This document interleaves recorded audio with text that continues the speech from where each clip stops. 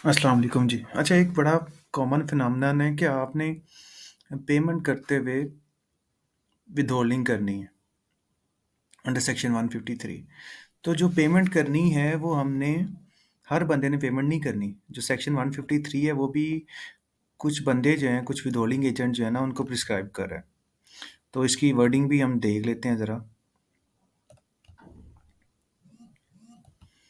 कि every prescribed person making a payment in full or part including a payment by way of advance to a resident person, यानी कि जो prescribed person है, हर prescribed person उसने payment करते हुए विथहोल्डिंग करनी है, यानी कि payment for goods, payment for services और payment on execution of contract. अगर आपने गुड्स के अगेंस्ट पेमेंट करनी है तो आपने विथहोल्डिंग तब करनी है आपकी पूरे साल में जो पेमेंट है वो 75,000 से एक्सीड कर जाए। सर्विसेज के केस में जो पेमेंट है वो 30,000 से एक्सीड कर जाए, और एग्जीक्यूशन ऑफ कॉन्ट्रैक्ट्स के केस में कोई लिमिट नहीं है। तो आ जाएँ ज़रा प्रिस्क्राइब्ड पर्सन यानी कि जो विथहोल्डिंग एजेंट कौन-कौन से हैं वो देख लेते हैं जी। तो सेक्शन 153 का सबसेक्शन 7 जो है वो प्रिस्क्राइब्ड पर्सन की डेफिनेशन बता रहा है, तो उसको ज़रा हम देख लेते हैं। अच्छा जी, ये आ गया जी सबसेक्शन 7। अच्छा, प्रिस्क्राइब्ड पर्सन में सबसे पहले फेडरल गवर्नमेंट है, कंपनी है, एसोसिएशन ऑफ पर्सन यानी एओपी।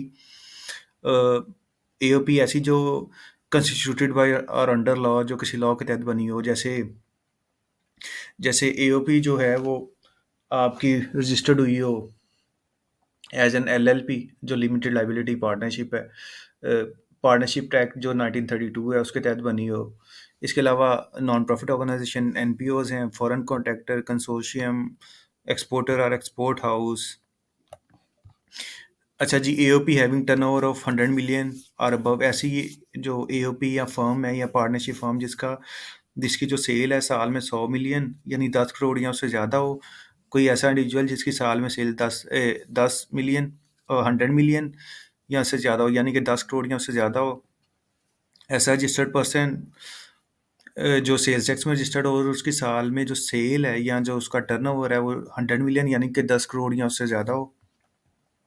और ऐसा पर्सन जो अपनी इनकम ड्राइव कर रहा हो कंस्ट्रक्शन और सेल ऑफ, यानी कि रेजिडेंशियल, कमर्शियल और अदर बिल्डिंग्स, यानी कि वो बिल्डिंग्स की सेल से इनकम अर्न कर रहा हो, या ऐसा पर्सन जो प्लॉट्स को डेवलप करके उनसे इनकम जनरेट कर रहा हो, यानी प्लॉट डेवलप करे और उनको सेल करे।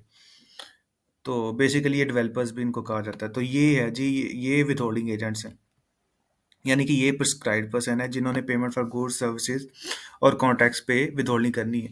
तो लॉ में बेसिकली विथहोल्डिंग के कोई कोई 50-55 सेक्शंस हैं। तो ये एक टर्म, ये सबसे कॉमन जो सेक्शन है ना, 90-95% जो यूज़ हो रहा है, तो ये सेक्शन है। तो काइंडली इसको देखिएगा।